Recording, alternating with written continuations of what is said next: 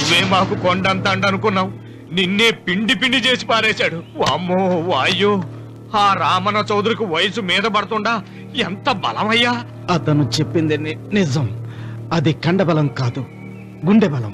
నువ్వే ఇట్ట అయిపోతే ఇక మన సాంబశివరావు ఊరు వదిలిపెట్టి వెళ్ళిపోవాల్సిందేనా?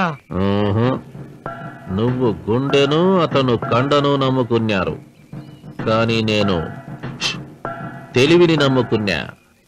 వెంకన్న, అలెగ్జాండర్ దండయాత్ర భారతదేశంలో అడుగుపెట్టగానే ఆగిపోయింది. ఈ రామన్న చౌదరి దండయాత్ర ఆ సాంబశివరావు పొలంలో అడుగు పెట్టగానే పూర్తవుతుంది. రేపే అందరిని పంపుతా. వద్దురా రావుడు, రేపే మహాశివరాత్రి. జటాధార స్వామి వారు వస్తారు.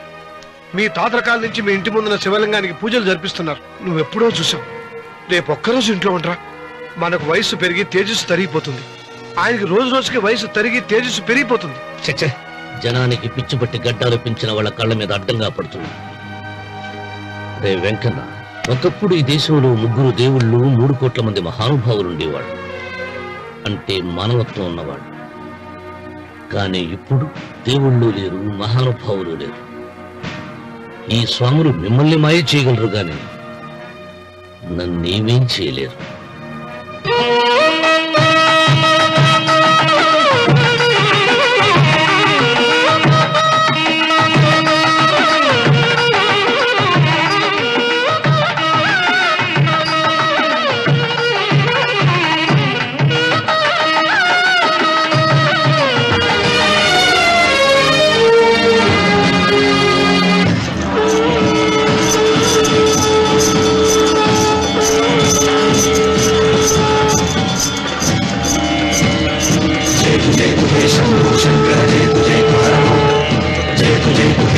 शंकर जय तु हर ओम जय तु हे शंभो शंकर जय तु हर ओम जय तु हे शंभो शंकर जय तु हर ओम नागेन्द्रहाराय त्रिलोचनाय अस्मांगरागाय महेश्वराय नागेन्द्रहाराय त्रिलोचनाय अस्मांगरागाय महेश्वराय नित्याय शुद्धाय दिगंबराय तस्मै नकाराय नमः शिवाय जय तु हे शंभो शंकर जय तु हर ओम जय तु हे शंभो शंकर जय तु हर ओम नागेन्द्रहाराय त्रिलोचनाय अस्मांगरागाय महेश्वराय नागेन्द्रहाराय त्रिलोचनाय अस्मांगरागाय महेश्वराय नित्याय शुद्धाय दिगंबराय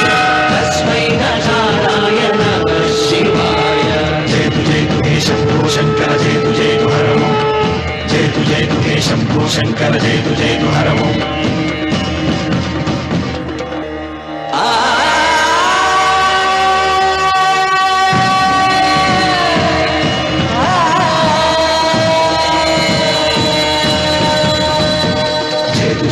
शंभो शंकर जय तु हर ओम जय तु हे शंभो शंकर ఆయన ఏదో చెప్పాలని చూశారు, చెప్పకుండానే వెళ్ళిపోయారు. ఇన్ని సంవత్సరాలుగా స్వామి శివుని తప్ప మానవుడిని కంటితో చూడలేదు. ఆయన మొట్టమొదటిసారిగా మీ కుటుంబం వంక చూశాడు. ఆ చూపుకు అర్థం ఏమిటో నాకు తెలియటం లేదు. నాకెందుకో భయం వేస్తోందమ్మా.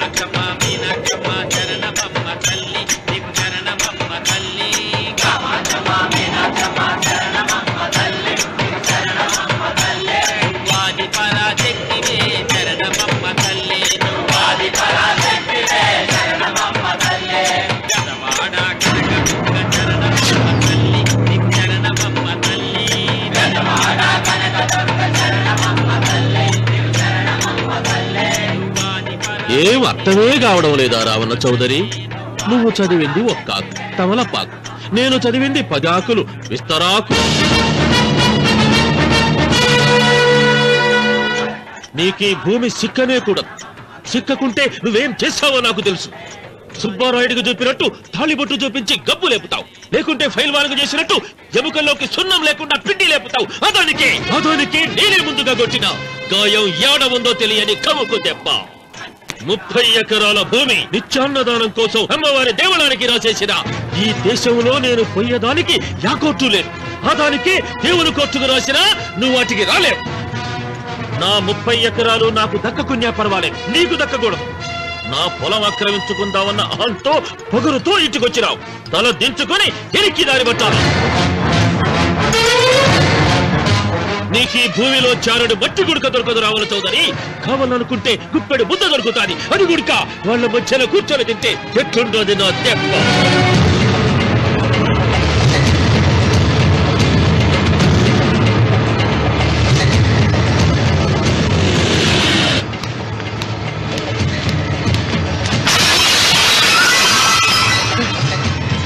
ఏమైంది?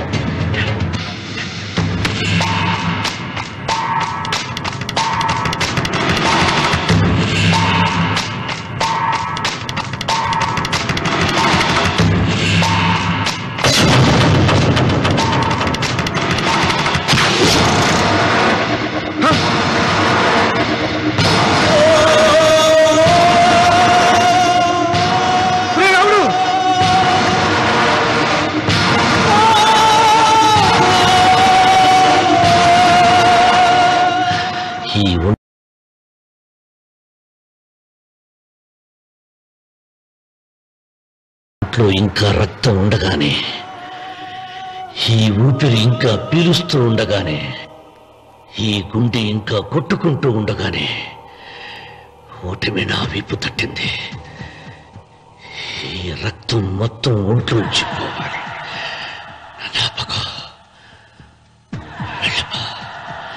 వెళ్ళిపో.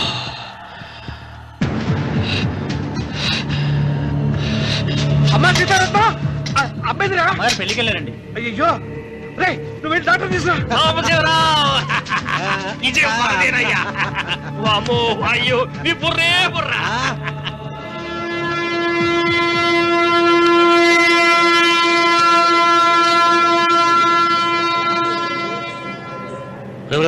ఏంట్రా కింద పడింది తింటున్నావు? రేపటి నుంచి మీరు కూడా ఏ తినాలండి. ఎందుకురా? లేకపోతే ఏంటండి, పని అమ్మాయిని ప్రేమించగానే సరిపోలేదండి, వాళ్ళు అలవాటు కూడా నేర్చుకోవాలి. అందుకని రేపటి నుంచి చికెన్ నేను తింటాను, జొన్న రొట్టె కొట్టుకొని మీరు తినండి. రానవరం, ప్రేమకు పేదరికం అంటున్నా. ఆ అమ్మాయి కోసం నా ప్రాణాయమే ఇస్తాను. పని మనిషిని ప్రేమించావా? అమ్మా అమ్మ, నీ దండం పెడతానే, పని మనిషిని కలుపుకులా తీసేయద్దు. ఆ అమ్మాయితో నాకు ఇష్టం అమ్మా.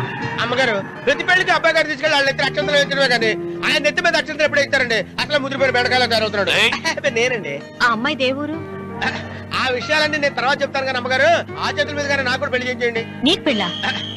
అవునమ్మగారు, అబ్బాయి గారు పని అమ్మాయిని ప్రేమిస్తే నేను బాగా డబ్బులు ఉన్న అమ్మాయిని ప్రేమించారండి.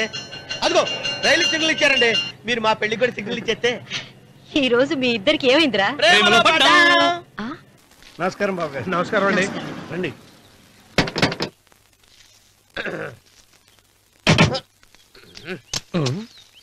ఏంట్రా అన్నవరం, పూజిచ్చి నిలబడ్డావు? అరటిగా లోపల తీసుకురా. నేను తీసుకురానండి. ఏ నన్ను తీసుకెళ్ళమంటావా? మీరు తీసుకెళ్తారు, లోపల పెట్టుకుంటారు, మీ ఇష్టం. ఏమైందిరా నీకు? ఏమైందంటారేంటండి? లోపల నా గుండెలకు వచ్చిన ఎంకం ఉందండి, అది నన్ను ఎంత మోసం తెచ్చిందో తెలుసా అండి? ఆ విషయం నేనే మర్చిపోయాను. ఒరే అన్నవరం, తమరు మాత్రం వెంకమ్మను మోసం చేయలే? నేనే మోసం చేశానమ్మా. అదేనమ్మా, 100 ఎకరాల పొలం ఉంది, 200 ఎకరాల పొలం ఉంది అని చెప్పావు కదా. అందుకని నోరు మూసుకుని లోపలికొచ్చి వెంకమ్మ నాకంటే ముందు నువ్వు పెళ్లి చేసుకో. ఆ తర్వాత రుక్మిణి నేను పెళ్లి చేసుకుంటా. అరటిగా తీసుకురా. నేను రాను. మీరని చెప్పినా నేను రాను. రావా? రాను. అయితే రామన్న చౌదరి గారికి చెబుతా. వద్దు వద్దయ్యో. తీసుకురా. నమస్కారం అండి.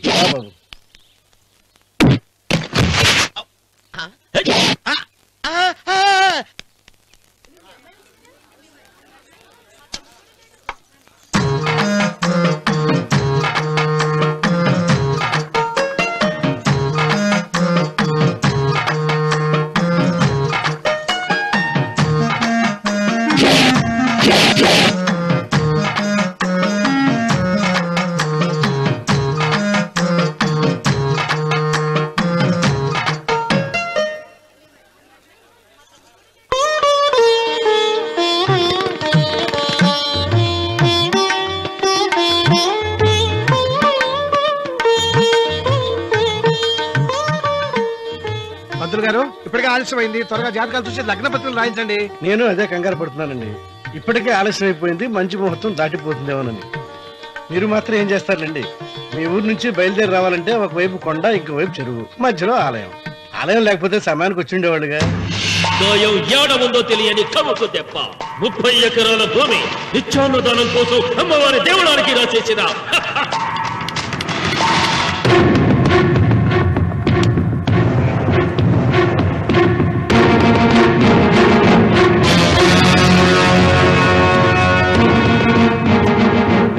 బావగారు ఏదో ఆలోచిస్తున్నారు. లాంఛనాలు ఏమన్నా కావాలంటే చెప్పమనండి. ఏమిట్రా ఇంకా ఆలోచిస్తున్నావు? రావుడు, వాళ్ళంతా కంగారు పడుతున్నారు. శుభం.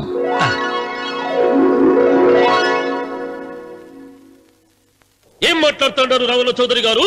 ఆలయం కూలగొట్టించి రొట్టేయించాలనా? ఇన్ని సంవత్సరాలుగా మన గ్రామం కుగ్రామంగా మిగిలిపోవటానికి రహదారి సదుపాయం లేకపోవడమే కారణం.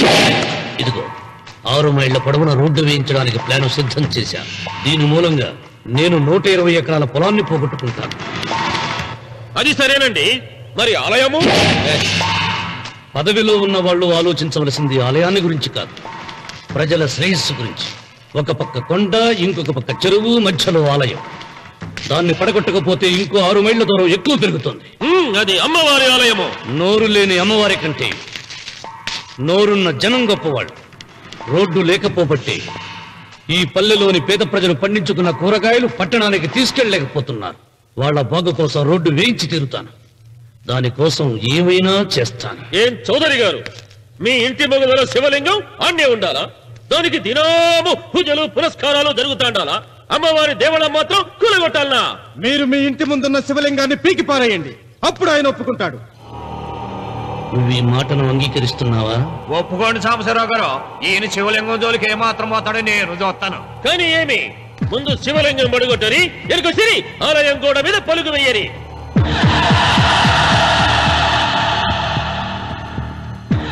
ముందుకేసిన అడుగు వెనక్కి తీసి అలవాటు ఈ రామన్నకు లేదు. నేను మడమ తిప్పను. మీరు మాట తప్పితే మరణ హోమమే.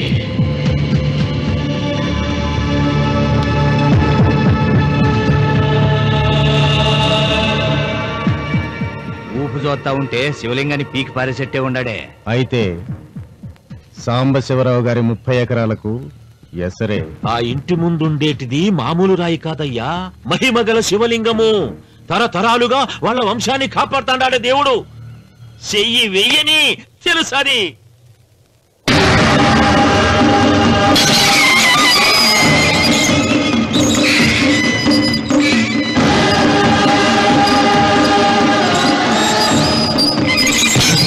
త్వరగా పైన అయ్యగారు వీధి గుమ్మం నుంచి వస్తున్నారమ్మా. వీధి గుమ్మం నుంచి వస్తున్నారు. ఆ నల్లరాయిని పెకిలించండి.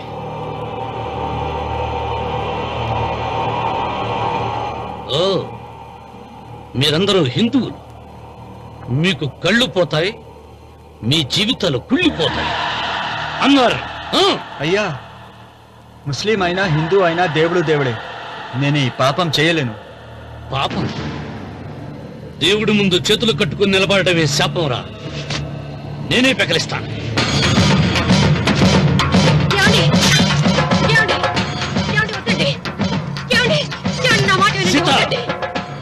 ఉత్తమ జాతి స్త్రీ ఒక్కసారి కోరిక కోరుతుంది, రెండోసారి అడగకూడదు.